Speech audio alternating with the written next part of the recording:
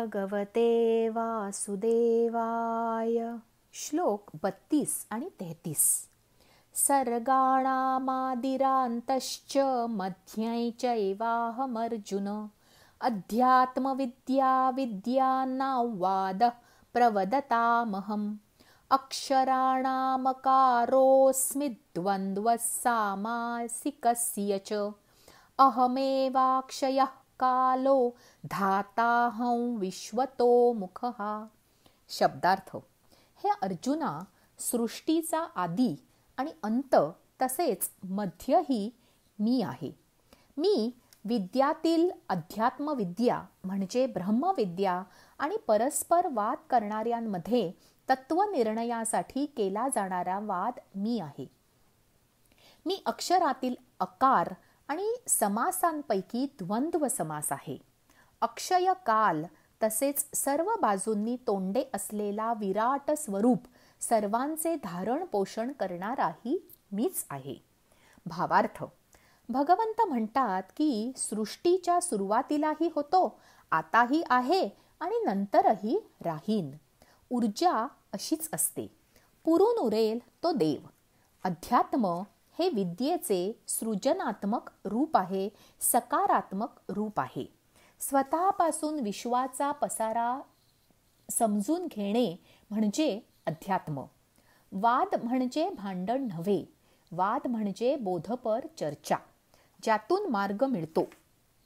शंका मिटतात, विचार स्पष्ट होतात, अशी निकोप स्पर्धा म्हणजे वाद. बुद्धीला चालना देते अशी चर्चा म्हणजे वाद. अ म्हणजे सुरुवात. कोणतेही अक्षर हे अ चे रूप आहे. काळ हे देवाचे सर्वात शाश्वत प्रकटीकरण आहे. तो आधीही होता, नंतरही असेल, तरीही तो मर्यादितही असतो. एका क्षणात आपण एकच काहीतरी करू शकतो आणि गेलेला क्षण परत मिळत नाही. ऊर्जेचे मूळ लक्षण म्हणजे तिचा वापर मर्यादित असतो. उपलब्ध वेळेत आपण जे करू त्याला मर्यादा असते. जे मर्यादित असते तेच चांगले असते. गरजेपेक्षा जास्त झाले की त्याचे विष बनते. दान ही संकल्पना अशीच असते. आपल्याकडे जे गरजेपेक्षा जास्त आहे, मग तो वेळ असेल, पैसा असेल, शक्ती असेल किंवा ज्ञान असेल, ते योग्य व्यक्तीला द्यावे. अतिरिक्त साठा झाला की त्याचा त्रास होतो. जो वेळेचा योग्य वापर करतो त्याला कंटाळा येत नाही. आळस अंगात शिरला की कंटाळा येतो. हा वेळेचा आपल्या हातून घडलेला प्रमाद आहे. हातात असलेला काळ हे चैतन्य आहे. त्याचा वापर केला नाही तर त्याचा राक्षस बनतो. 24 तास कमी पडतील असे कार्य हाती घ्यावे. वेळ कसा घालवावा असा प्रश्न पडता उपयोगी नाही. श्लोक 34. मृत्युस्सर्वहरश्चाह मुद्भवश्च भविष्यताम्. कीर्तिश्रीर्वाक्च नारीणां स्मृतिर्मेधा धृतिः क्षमा. शब्दार्थ. सर्वांचा नाश करणारा मृत्यू आणि उत्पन्न होणाऱ्यांच्या उत्पत्तीचे कारण मी आहे. तसेच स्त्रियांमध्ये कीर्ती, लक्ष्मी, वाणी, स्मृती, मेधा, धृती आणि क्षमा मी आहे. भावार्थ. देवाची मूळ खूण काय? संपत नाही असा ऊर्जेचा अखंड स्रोत म्हणजे भगवान. जसे ज्ञान आपल्याला माहीत आहे ते दुसऱ्याला सांगितले तरी आपल्याकडेच उरते, नाहीसे होत नाही. पैसा आता माझ्याजवळ आहे, तो दुसऱ्याला दिला तरी मला परत मिळतोच. असं कधी होत नाही की आता पैसा दिसणार नाही.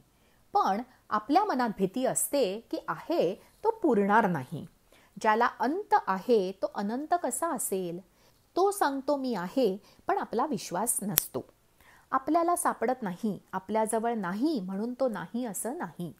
आज आपल्याजवळ आहे, उद्या आपल्याजवळ असेल, पण तो असतोच.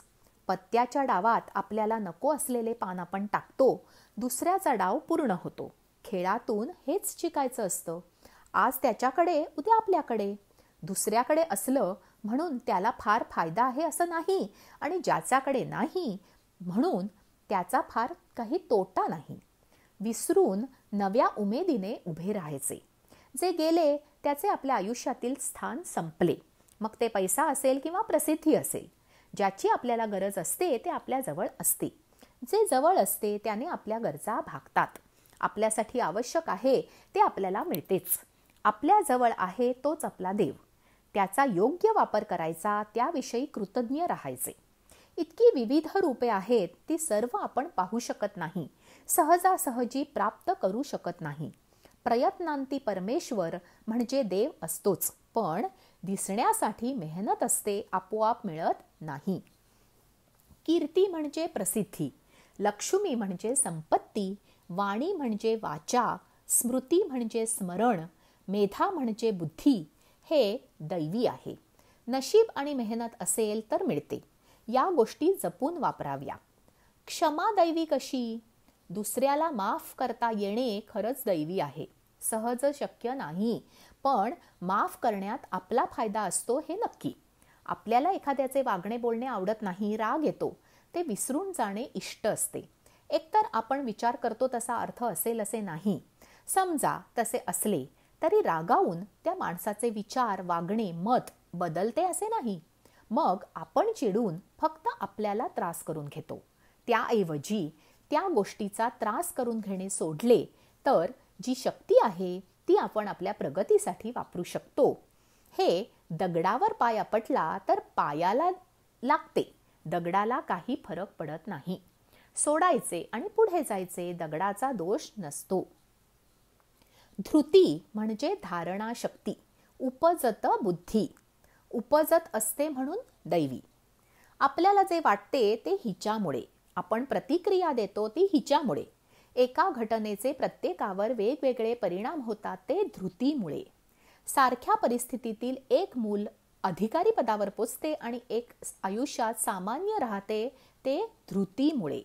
बुद्धी खूपदा सारखी असते, पण महत्त्व कशाला द्यायचे हे ठरवते धृती.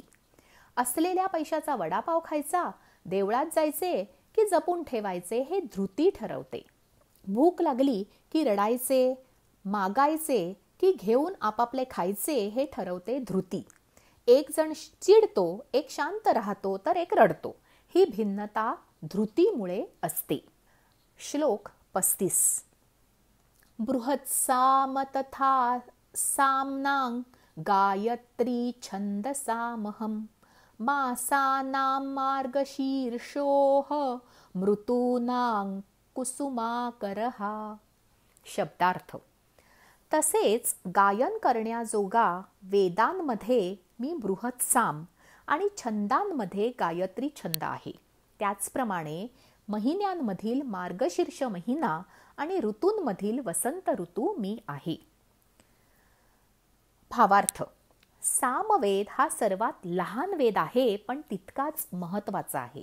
सामवेद हा ज्ञानयोग, कर्मयोग आणि भक्तियोगाची त्रिवेणी आहे. ऋषींनी विशिष्ट स्वरांची रचना करून संगीत निर्माण केले. स्वर, ताल, लय, छंद, गती, मंत्र, स्वरचिकित्सा, राग, नृत्य, भाव, मुद्रा इत्यादी सामवेदातून आले आहेत. गायन, संगीत स्वर्गीय असते. मन शांत किंवा अशांत करण्याचे सामर्थ्य संगीतात असते. सामवेदात असे काही मंत्र आहेत ज्याच्या पठणाने माणूस रोगमुक्त होऊ शकतो. गायत्री छंद, मार्गशीर्ष महिना, वसंत ऋतू या तीनही गोष्टी बलवर्धक आहेत. याने तेज, ओज, बुद्धी वाढते. ज्या रचनेने मन प्रसन्न होते त्याला संस्कृतमध्ये छंद असे म्हटले जाते. गायत्री हा ऋग्वेदातील गायत्री, उष्णिक, अनुष्टुप, बृहती, विराट, त्रिष्टुप आणि जगती या 7 छंदातील महत्त्वाचा छंद आहे. वाणीचे संरक्षण करणारा छंद असा गायत्री शब्दाचा मूळ अर्थ आहे. गाणाऱ्याचे रक्षण करतो म्हणून त्याला गायत्री म्हटले जाते. गायत्री छंदाच्या पठनाने अनेक गोष्टींवर नियंत्रण मिळवता येते आणि तेज प्राप्त होते. मार्गशीर्ष महिना आणि वसंत ऋतू सृजनशील मानले जातात. नवनिर्मितीसाठी अनुकूल मानले जातात. कार्यासाठी, व्यायामासाठी, पर्यटनासाठी मार्गशीर्ष महिना उत्तम मानला जातो.